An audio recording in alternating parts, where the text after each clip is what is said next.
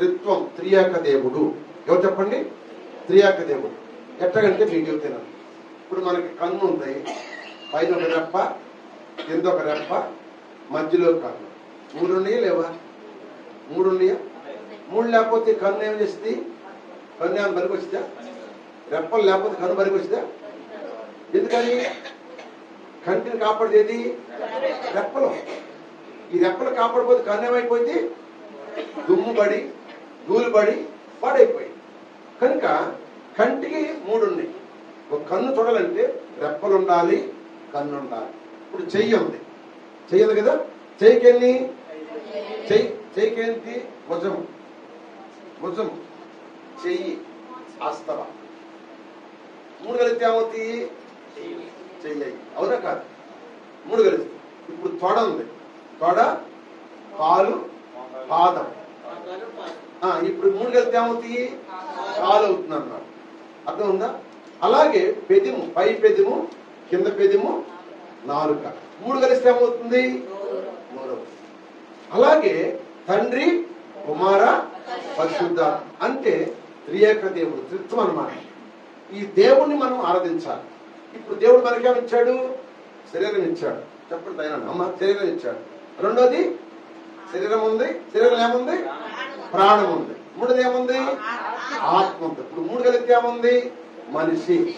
మనిషికి ఎన్ని కావాలి? ఇప్పుడు 3 కావాలంటే శరీరం కావాలి, ప్రాణం కావాలి, ఆత్మ కావాలి. అందుకే నరుని ఆత్మ యెహోవా పెట్టిన దీపం. కనుక ఇప్పుడు నాకు యెహోవా దేవుడు, యేసు దేవుడు కాదు, పరిశుద్ధాత్మ దేవుడు కాదంటే ఇప్పుడు శరీరం ఒకటే మిగులుతుంది. శరీరంలో ప్రాణం లేకపోతే ఏమవుతుందో చెప్పండి?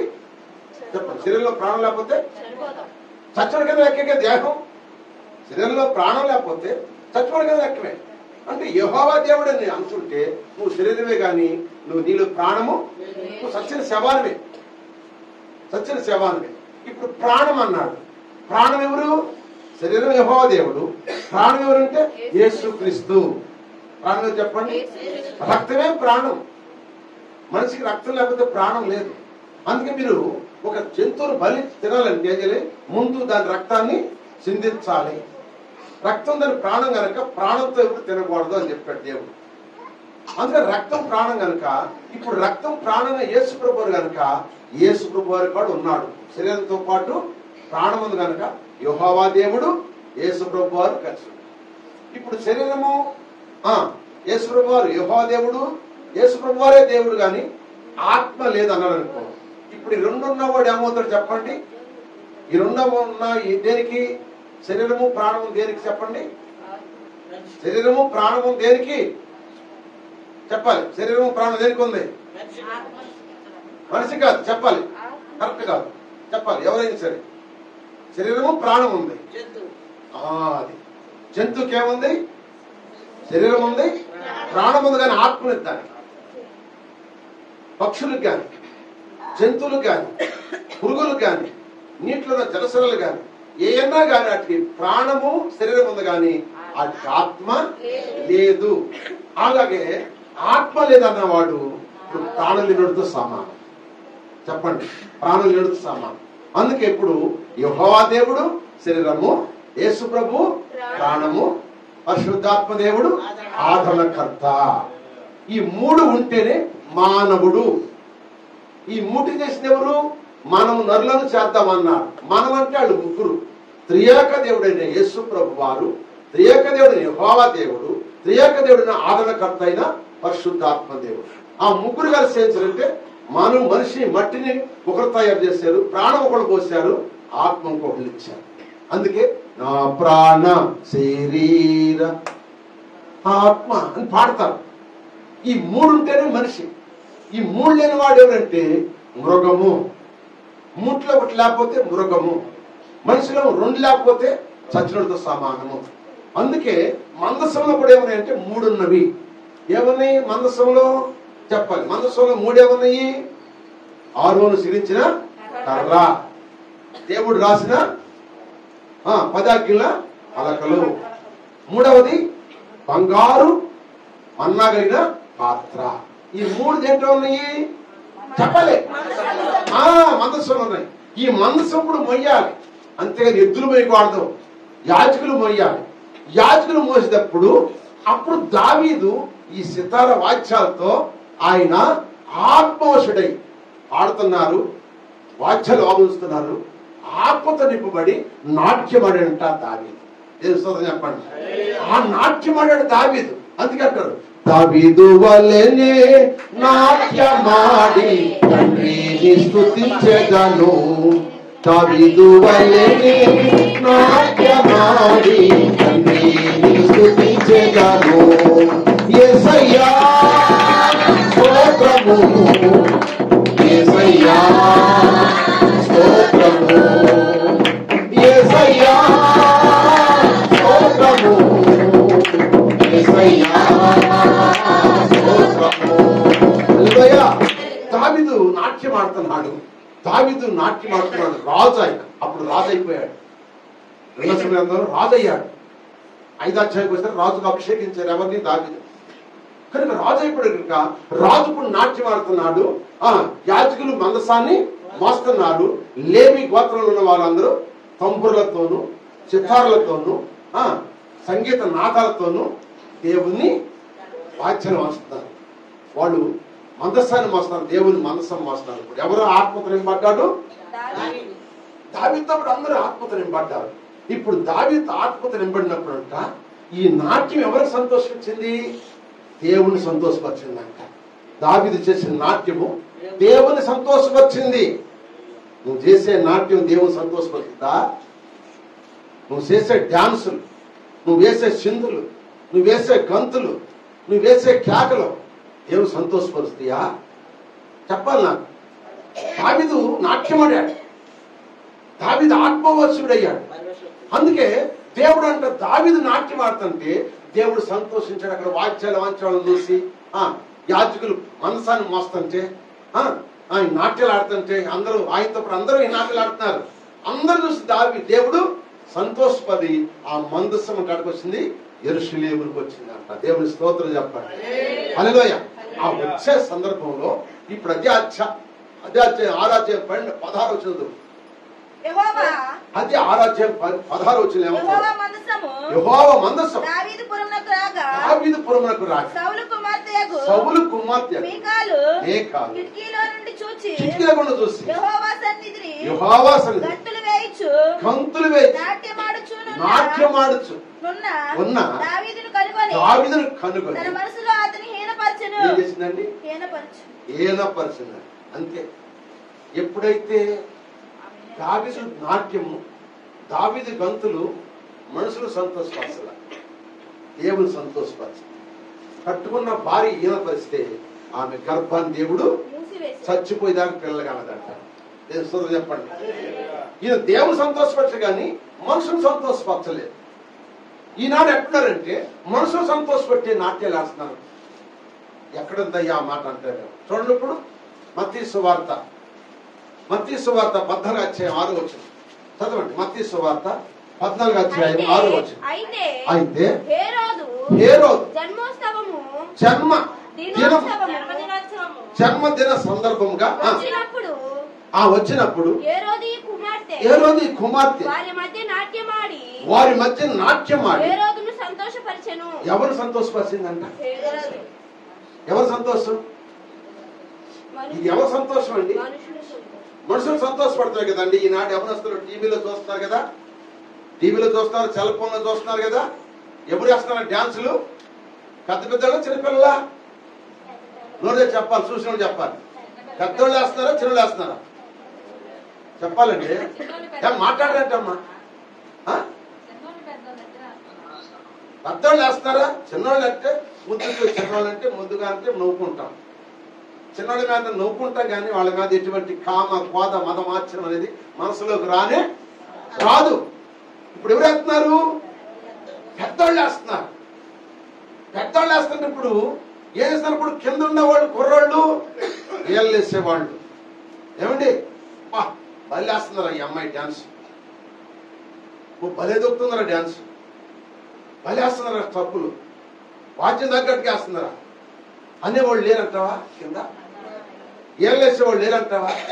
కేకలు వేసేవాళ్ళు లేరంటావా? ఇది ఎవరు సంతోషం? ఈ దేవుని సంతోషమా? ఈ గంతులు ఈ నాట్యం చెప్పాలి దేవుని సంతోషమా? మాట్లాడరా తల్లులా? మరి నువ్వు దేవుని సంతోష పెడతావా, మనుషులను సంతోష పెడతావా? ఇప్పుడు ఈ రాజు దేవుని సంతోషపరుస్తున్నాడు. ఎవరు? దావీదు రాజు దేవుని సంతోషపరుస్తున్నాడు. ఏ రోజు రాజు దగ్గర మనుషులు నాట్యం ఆడుతున్న తన ఉంచున్న దాని కూతురు నాట్యం ఆడుతుంది. ఆ నాట్యం చూసి మురిచిపోయి అంటాడు, నీకెంత కావాలో చెప్పు వచ్చేస్తాను. ఏమంటుంది అప్పుడు? ఆ హిరోది కుమార్తె ఏమంటుంది? ఆ యోహోను తల తీసుకొచ్చి పళ్ళను పెట్టి తీసుకురా. తల్లిని అడిగింది, తల్లి చెప్పుంది, తీసుకొచ్చింది. ఇది ఎవరి సంతోషం, ఎవరి నాట్యం? ఇది ఎవరు మెప్పిస్తాను నాట్యం ఆడింది? అందుకే క్రిస్మస్ కు డాన్సులు వేయొచ్చా? డాన్సులు వేయొచ్చా? తెలియనప్పుడు వేసాం. ఇప్పుడు తెలిస్తే అనుకో, అదిగో మరి కూతురు మరి మనరాలు అట్టాడు పిల్లలు అయితే నా గంతులు వేస్తుంటే మురిసిపోతాం. పెద్దోళ్లే ఏమండి ఒళ్ళంతా ఊపుతా వంగిపోతా డాన్స్ చేస్తా తిరుగుతుంటే చూసేవాళ్ళు ఎట్లుంటే వాళ్ళ మనసులో కామాన్ని క్రోధాన్ని రేపుతున్నారు, వేళ్ళేస్తున్నారు, రెచ్చగొట్టేస్తున్నారు. ఇక వాళ్ళు ఇంకా ఉబ్బిపోతున్నారు. ఈ రకంగా వేస్తే దేవునికి ఇష్టమైన భక్తి, ఇష్టమైన క్రిస్టమస్ చెప్పండి? దేవునికి ఇష్టమైంది కాదని దేవుని సంతోషపరిచే నాట్యం ఆడాలి. నేను ఇంకిద్దరు చెప్తాను, జ్ఞాపకం చేసుకోండి. మరలా దేవుని సంతోషపరిచింది ఎవరు మీకు జ్ఞాపకం చేస్తాను. చూడండి, నిర్గమాకాండం 15వ అధ్యాయం 20వ వచనం చూడండి. నిర్గమాకాండం 15వ అధ్యాయం 20వ వచనం.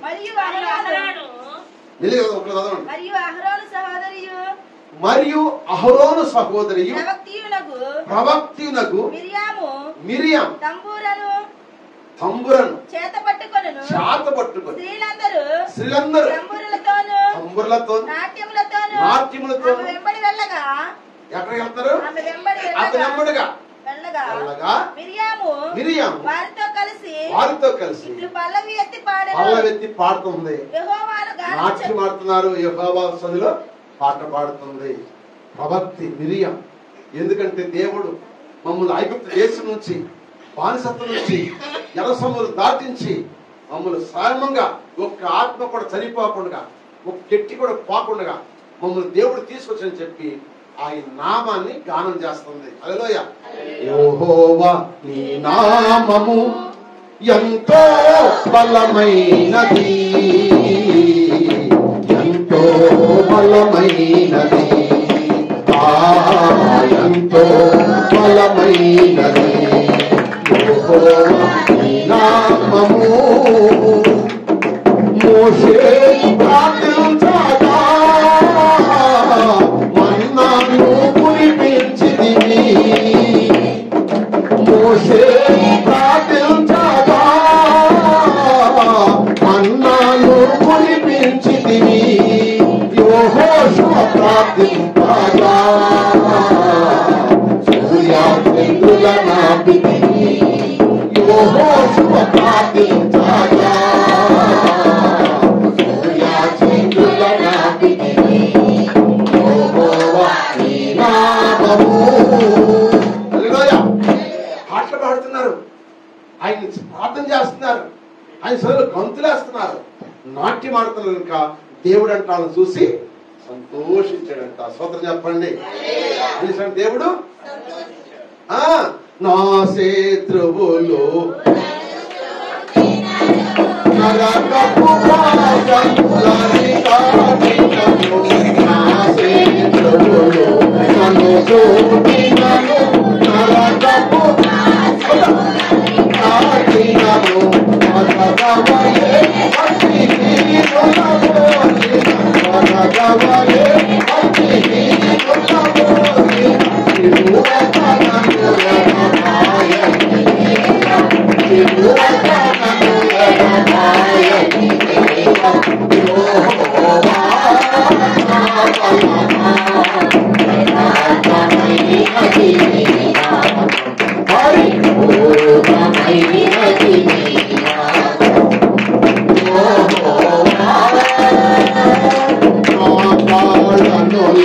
కాళ్ళ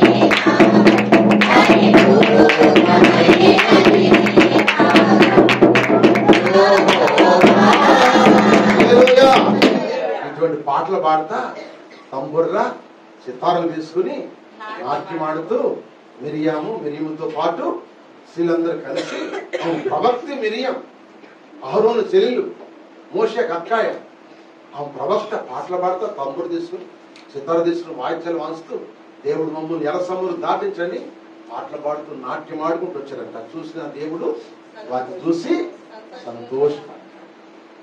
నేను రాత్రి మీకు చెప్పి మనం ఏం చేసినా దేవుడు సంతోష పెట్టే వారికి ఉండాలి, అంతేగాని మనుషులను సంతోష పెట్టే వారికి మనము పొందకూడదు.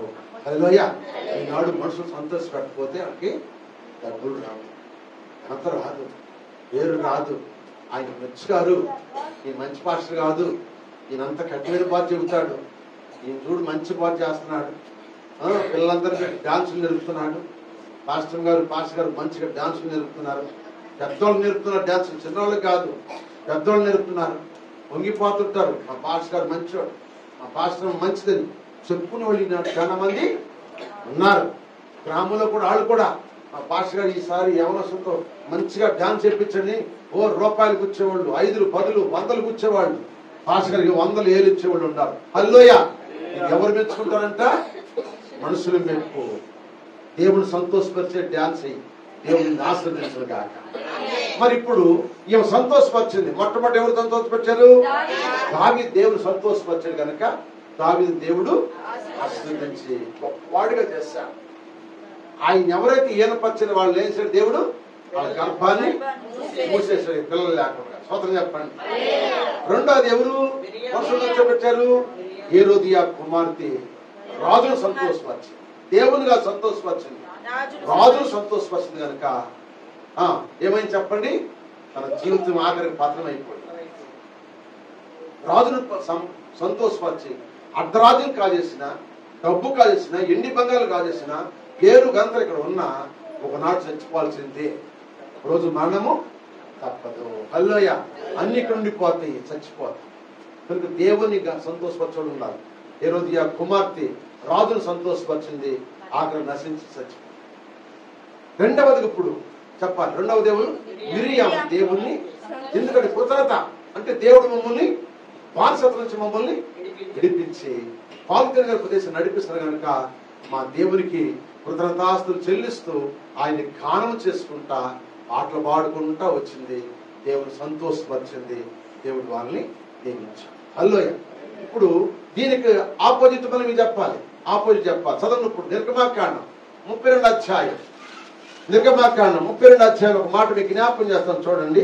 నిర్గమాకాండం 32వ అధ్యాయం 19 వచ్చింది.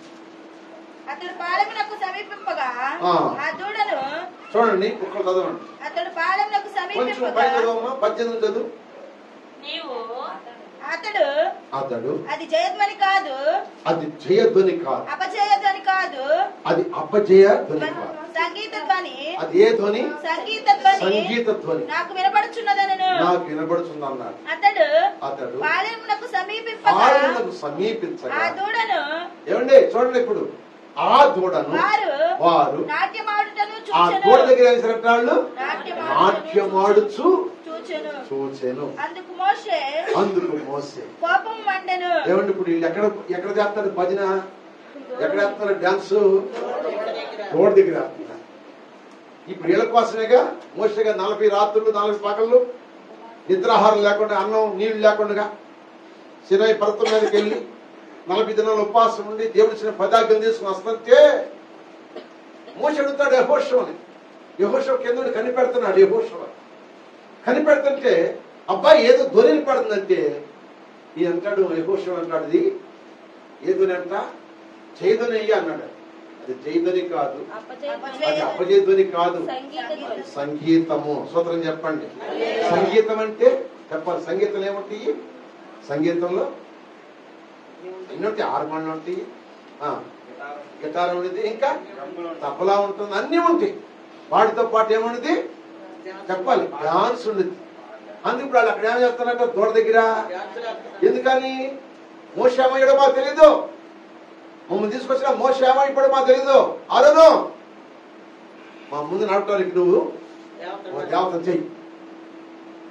అంటే ఆయన భయం వేసాడు. అయ్యా మీ చెవుల్ని ముక్కులున్న బంగారం అంత ఎత్తుకొచ్చి నాకు ఈయన అన్నాడు. ఎత్తుకొచ్చి ఎత్తే ఆయన బుద్ధి ఏమైందంట? దూడయ్యింది. ఏమైంది చెప్పండి? దూడ.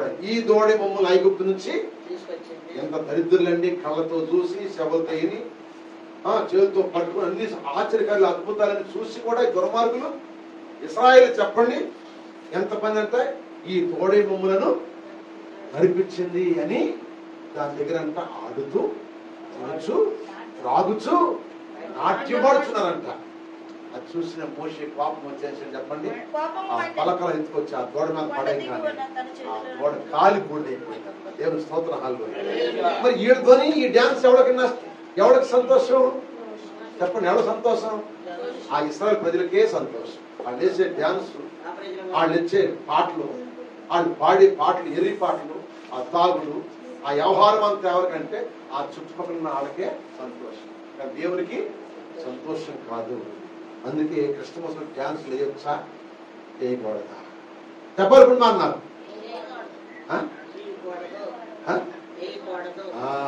ఏం చేయాలంటే ఇప్పుడు ఎవరు సంతోష పెట్టడానికి వేయాలి డాన్స్? నువ్వు వేస్తే చెప్పు.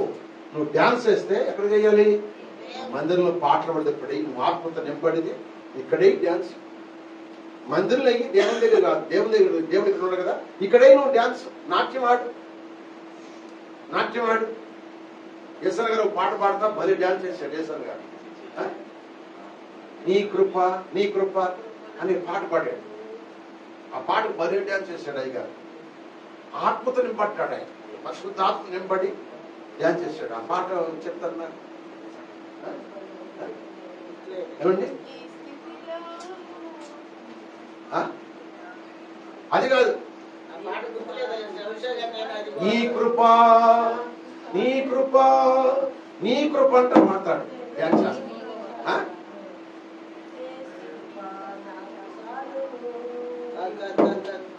హల్లెలూయా. కనుక అందుకని మనం ఏం చేయాలంటే ఇప్పుడు మనుషులు సంతోషపెట్టింది ఎవరు చెప్పాలి? హేరోదియా కుమార్తె రాజును సంతోషపరిచింది, ఇశ్రాయేలు ప్రజలను ఇశ్రాయేలు పెద్దలు సంతోషపరిచారు. అందుకే వాళ్ళందరూ ఏమైపోయారు? అరణ్యంలోనే ఆకులు రాలిపోయినట్టుగా రాలిపోయారంట. దేవుని స్తోత్రం చెప్పండి.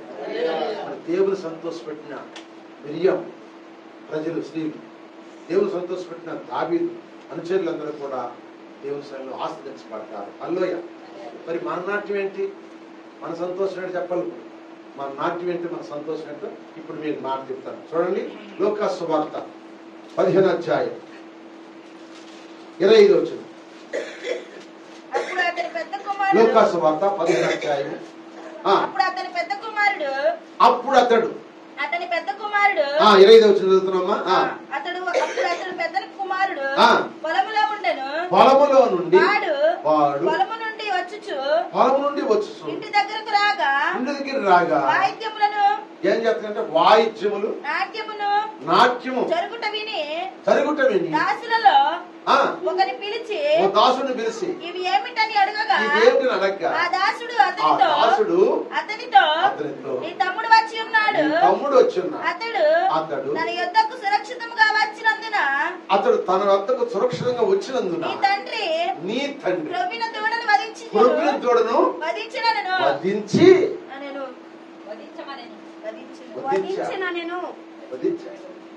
గంతులేస్తున్నారు అక్కడ. ఎవరైనా తండ్రి తన కుమారుడు, తప్పిపోయిన కుమారుడు తిరిగి వచ్చాడు. తన ఆస్థానం తెచ్చుకెళ్ళాడు, దుర్వ్యాపారం చేశాడు, అంతం చేసుకున్నాడు.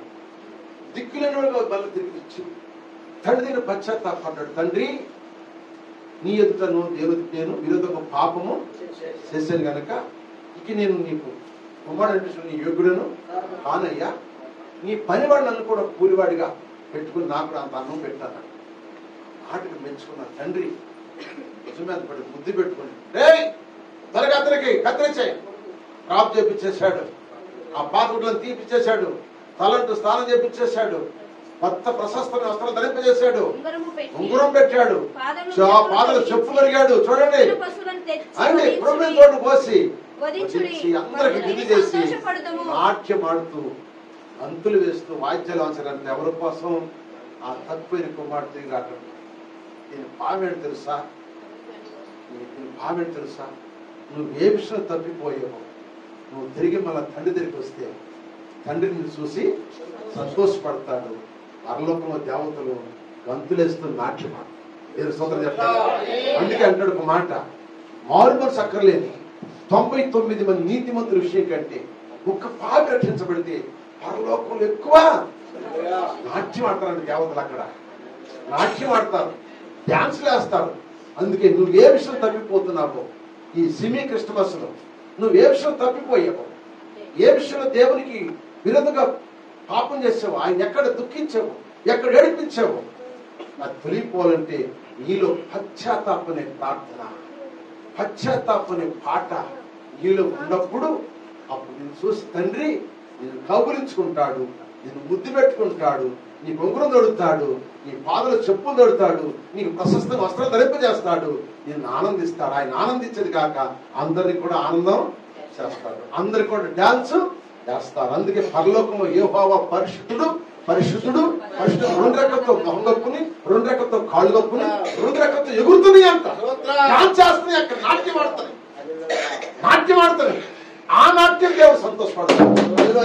అంటే మనుషులు పెట్టే సంతోషం ఇక్కడ నిన్ను ఒప్పుగా చేస్తా. యవనస్తులారా మీరు దండం పెట్టి చెబుతున్నా, నాట్యం ఆడొద్దు, డ్యాన్స్ మీరే. ఒకవేళ మీరు డ్యాన్స్ చేయాలనుకుంటే మందిరంలో పాట పాడుతున్నప్పుడు ఒక వ్యక్తి ప్రార్థన చేస్తున్నప్పుడు పాట పాడుతున్నప్పుడు నువ్వు ఆత్మతో నిలబడితే ఇక్కడే నాట్యం దేవుడిని ఆస్వాదించును గాక. దావీదు వలెనే నాట్యమాడి తండ్రిని స్తుతించెదను, దావీదు వలెనే నాట్యమాడి తండ్రిని స్తుతించెదను. యేసయ్యా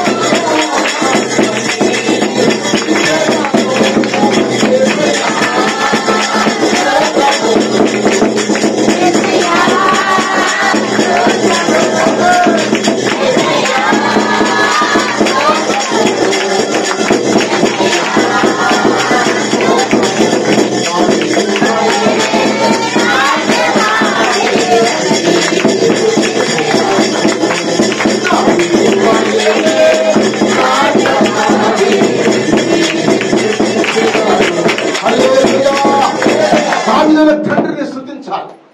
దావీదు వలె నాట్యమాడు, దేవుని దగ్గర ఆత్మతో నింపబడి ఇక్కడ ఆడు, దేవుడిని చూసి సంతోషపడతాడు.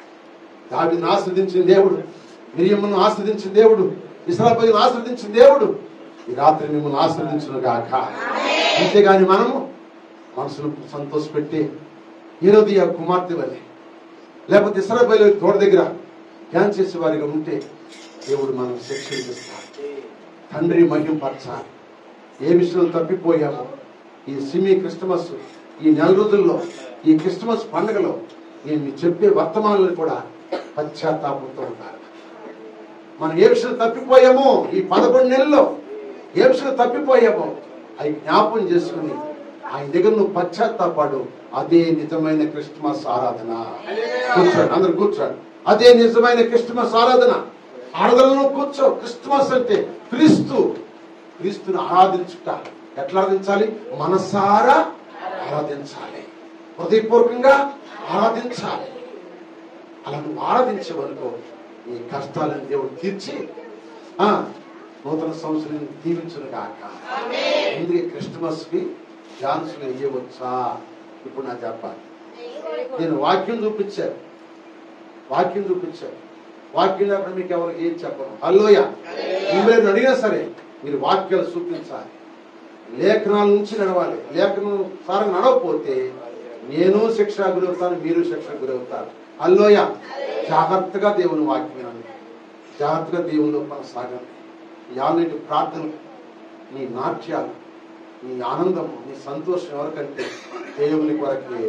హల్లెలూయా. ఎవరి కొరకు? దేవుని కొరకే. అందుకే పౌలు అంటాడు, బ్రతుకుట క్రీస్తే, సావైతే నాకు లాభం అన్నాడు. దావీదు అంటాడు, దావీదు ఏమని చూసేవా, యెహోవా భక్తుల మరణం దృష్టికి విలువైంది అంటాడు. అదే ప్రసంగి అంటాడు, ఒక జన్మ కంటే హల్లెలూయా. ఎప్పటికైనా మరణిస్తాం. మరణం అనేది ఎప్పటికైనా ఉంది, ఎవరికైనా ఉంది. చిన్నవాళ్ళకైనా, పెద్దోళ్ళకైనా, రాజులకైనా, అందరికీ ఉన్న రోజు మరణం ఉంది. ఆ మరణం ఎట్లా ఉంటుందో తెలియదు. ఆ మరణించిన తర్వాత మనం ఎక్కడికి వెళ్తాము, ఏ గమ్యం చేరతామో తెలుసుకోవాలి. తెలుసుకుని మనం దేవుని సన్నిధిలో జీవించాలి. అందుకే నాట్యము దేవుని సన్నిధిలో ఆయన మహిప్రస్తానికి ఆడు, ఆయన సంతోషపరచు, దేవుడిని ఆస్వాదిస్తాడు. అంతేగాని పిచ్చి పిచ్చిగా నాట్యాలు మనం ఆడద్దు. హల్లెలూయా. అందుకే ఇంకా అపోస్తలుడైన పౌలు గారు ఉంటాడు. ఆ మాట మీకు లేఖనాలు చెబుతున్న అన్ని విషయాలు అపోస్తలుడైన పౌలు గారు కూడా 3వ అధ్యాయం 10వ వచనం అంటాడు. 3వ అధ్యాయం 16వ వచనం అంటాడు. ఒక మాట చదవండి. అపోస్తలులకు కొలస్సీ రాసిన పత్రిక, 3వ అధ్యాయం 16వ వచనం. ఎలా ఉండాలో మనం చూద్దాం. కొలస్సీ రాసిన పత్రిక ఎట్లుండాలి? కొలస్సీ రాసిన పత్రిక 3వ అధ్యాయం 16వ వచనం.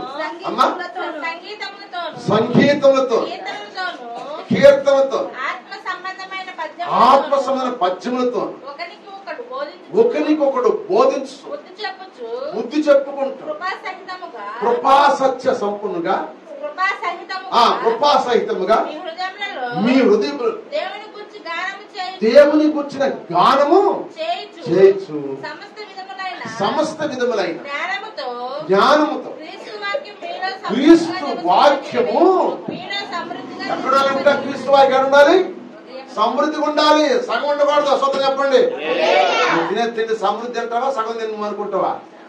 మంచిగా సగం తాగుతావా, తృప్తిగా తాగుతావా? చెప్పాలి. మంచమే సగం కప్పు ఉంటావా, శాంతం కప్పు ఉంటావా? దుప్పుడు సగం కప్పు ఉంటావా, శాంతం కప్పు ఉంటావా? ఏదైనా చెప్పండి.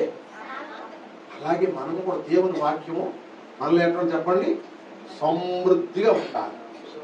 సమృద్ధిగా నీలో వాక్యం ఉందనుకో, అప్పుడు నీవు నిన్ను చూసి దేవుడు సంతోషపడతాడు. ఆయన సంతోషపడితే పనులే మనం చేయగానే ఆయన దుఃఖపరిచే పనులు మనము చెయ్యకూడదు. అతనిలో సరస్వతం చెప్పండి. ఇక్కడ నేను క్రిస్మస్ నాటికలు చెబుతున్నాను. వేసే డాన్సులకి, ఆ కొంచెం వేసే డాన్సులకి ఏమండి జనం ఏ రకంగా పరిగెత్తి ఎగురుతున్నారు. వీళ్ళు పర్లకు పోతారా? జాగ్రత్త ప్రియమైన దేవుడు. చర్చికి వచ్చేవాళ్ళు జాగ్రత్తగా మీరు ఉండాలి. దేవుని సన్నిధిలో మీరు జాగ్రత్తగా ఉండాలి. ఈ క్రిస్మస్ ఆరాధనలన్నింటిలో కూడా మీకు అనేకమైన విషయాలు దేవుడు బయలుపరిచి మీకు నాకు బోధించును గాక. హల్లెలూయా. మనం ఎవరు సంతోషపడాలి? అందుకే ఆ తప్పని కుమారుడు ఏమయ్యాడు? తను పశ్చాత్తాపడు గనక తండ్రి మెడ మీద పడ్డాడు, తండ్రి బుద్ధి పెట్టుకున్నాడు, తండ్రి సంతోషించాడు, తండ్రితో పాటు ప్రజలందరూ సంతోషించారు. అట్లాగే పరలోకం కూడా తండ్రి చూడండి, ఆ కోట్ల దూతలందరూ కూడా మనం చూసి సంతోషపడాలి. సోదరు చెప్పండి, ఈ బిడ్డ ఎన్నో తప్పులు చేసిన తర్వాత తెలుసుకుని పశ్చాత్తాపడి ఎదురుకొచ్చిందని ఆయన సంతోషపడుతూ అందరూ సాక్ష్యం ఇస్తాడు దేవుడు. అక్కడ యావతులందరూ కూడా సంతోషపడతారు, నాట్యం ఆడతారు. హల్లెలూయా. అట్టి అనుభవం మనం కలిగి ఉంటున్న వరకు మనం ఎప్పుడు కూడా క్రిస్మస్ అంటే క్రీస్తుని ఆరాధించుట, ఇతరులకు మనం ఆయన గురించి సాధించుకుంట, ఇతరుల గురించి.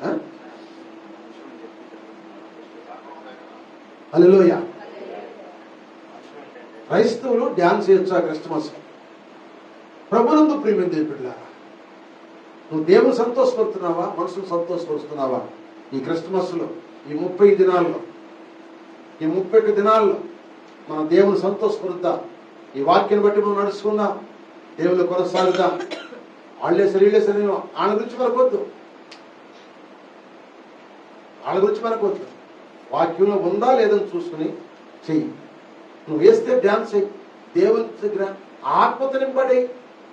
నిన్ను ఆయన సంతోషపెడుతున్నా. ఆయన దగ్గర డ్యాన్స్, ఆయన దగ్గర పాటలు పాడు, ఆయన దగ్గర నాట్యమాడు, ఆయన దగ్గర నడువు. దేవుడిని ఆస్వాదించును గాక.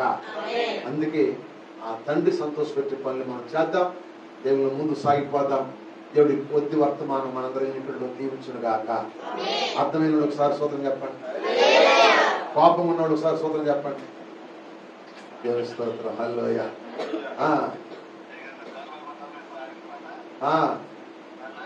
పాడు.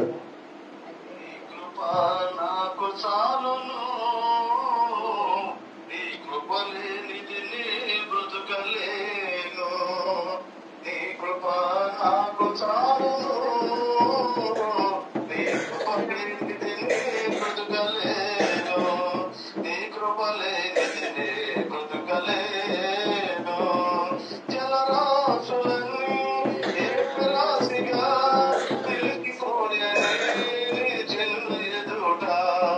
జలరాశులన్నీ ఏకరాశిగా నిలిచిపోయని జనుల ఎదుట అవి భూకంపాలేనా తుఫానులేనా నిర్జుబ్బు అవి భూకంపాలేనా తుఫానులేనా నీ కృపయే శాసించునా అవి అణగిపోనా. నీ కృప నాకు చాలును, నీ కృప లేనిది నే బ్రతుకలేను. నీ కృప లేనిది నే బ్రతుకలేను. ఈ పాట పాడేటప్పుడు నిజంగా దేవుడు ఆత్మ నింపడ్డాడు. ఏసన్న గారు ఆ నాట్యం ఆడుతుంటే చూశాను. మా టీవీలో పాటలు పెట్టినప్పుడు నేను చూశాను. దేవుడు నాట్యం ఆడాడు. అందుకని మనము దేవుని సన్నిధిలో మనం అందరం కూడా దేవుళ్ళు సాగిపోదాం. దేవుని సంతోషపడుద్దాం. దేవుని దగ్గర నువ్వు నాట్యం ఆడవచ్చు, దేవుని దగ్గర నువ్వు పాటలు పాడవచ్చు, దేవుని దగ్గర నువ్వు ప్రార్థన చేయొచ్చు, దేవుని దగ్గర నువ్వు ఏదైనా చేసి ఆయన సంతోషపెట్టి పని చేద్దాం. మనసు సంతోషపెట్టే పని నాకు వద్దు ప్రభువా, నేను సంతోషపెట్టే జీవితం నాకు దయచేయమని ప్రార్థన చేసుకుందాం. అందరూ తల్ల వంచండి, ప్రార్థనలు ఏకీభవించండి. తల్ల వంచి ప్రార్థనలో ఏకీభవించండి. ఈ వర్తమానం మీకు హృదయాన్ని తాగితే మా గురించి ప్రార్థనలు ఏకీభవించండి. ఈ వర్తమానం వేల మంది చూస్తారు రేపు. మీరే కాదు, ఎంతో మంది చూస్తారు రేపు. యూట్యూబ్లో చూస్తారు ఎంతో మంది. కనుక ప్రియమైన దేవుని బిడ్డలారా, జాగ్రత్తగా ప్రార్థన చేసుకోండి. దేవునిలో కొనసాగండి. ఆత్మీయతను ముందు సాగండి. ఈ లోకమంతా కూడా భయంకరంగా ఉంది. లోకంలోని భయంకరంగా కనపడుతున్నాయి. అంచెజనంలోకి వచ్చేసాం. ఇక్కడ నెమ్మది, శాంతి, సమాధానం లేదు.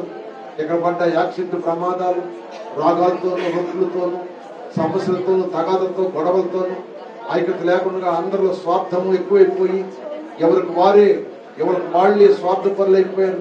నిందలు నేరాలతో జీవిస్తున్నారు. మనశ్శాంతి లేదు. ఎక్కడ పడ్డాను. జాగ్రత్త ప్రియమైన దేవుని బిడ్డలారా, దేవుని సన్నిధిలో సాగిపోదా. ప్రార్థన చేసుకుందాం. తల్ల వచ్చి మా గురించి ప్రార్థన ఏకీభవించండి. వాక్యం తాగట్లేదు ప్రజలకు. వాక్యం తాగట్లేదు. వాక్యం తాగుతుందా నిన్ను తాగితే నువ్వు నోరు తెచ్చి ప్రార్థన చేయవా? నోరు తెచ్చి ప్రార్థన చేయవా? ప్రియమైన దేవుని బిడ్డలారా, స్తోత్రం స్తోత్రం స్తోత్రం స్తోత్రం స్తోత్రం స్తోత్రం స్తోత్రం స్తోత్రం. మీరు విన్నా వినకపోయినా దేవుడు నాకు ఇచ్చిన ప్రేరణతో దేవుని వాక్యం నాకు తెలియపరిచిన మాటలన్నీ మీరు చెబుతూనే ఉంటారు. మీరు విన్నా వినకపోయినా వాక్యాలు సరిగా చెబుతారు. వాక్యం సరిగా బతకమని చెబుతారు. వాక్యం సరిగా జీవించమని చెబుతున్నారు. వాక్యం సరిగా బతుకుదాం. వాక్యం సరిగా జీవిద్దాం. వాక్యం సరిగా ముందు సాగిపోదాం. హల్లెలూయా హల్లెలూయా. అందరూ ప్రార్థన ఏకీభవించండి. అమ్మ గంట సేపు ప్రార్థన చేయాలి. 10 గంటల వరకు ఈ ప్రార్థన, 10 గంటల వరకు గంట సేపు ప్రార్థన చేయాలి. ఎవరు వెళ్ళొద్దు. ఎవరు వెళ్తానికి వెళ్ళలేదు. అందరూ కూడా 10 గంటల వరకు ఇక్కడే ఉండి ప్రార్థన అయిన తర్వాత వెళ్ళాలి. ఇది మీకు చెబుతున్నా ఆజ్ఞ. ఇక మీరు ఆజ్ఞ మీరు వెళ్ళిపోతే అది మీ ఇష్టం. కనుక మనం అందరం ప్రార్థన ఏకీభవిద్దాం. చేయండి. ఒక నిమిషం ఏక మనసుతో ప్రార్థన చేయండి. ఏక మనసుతో ప్రార్థన చేయండి.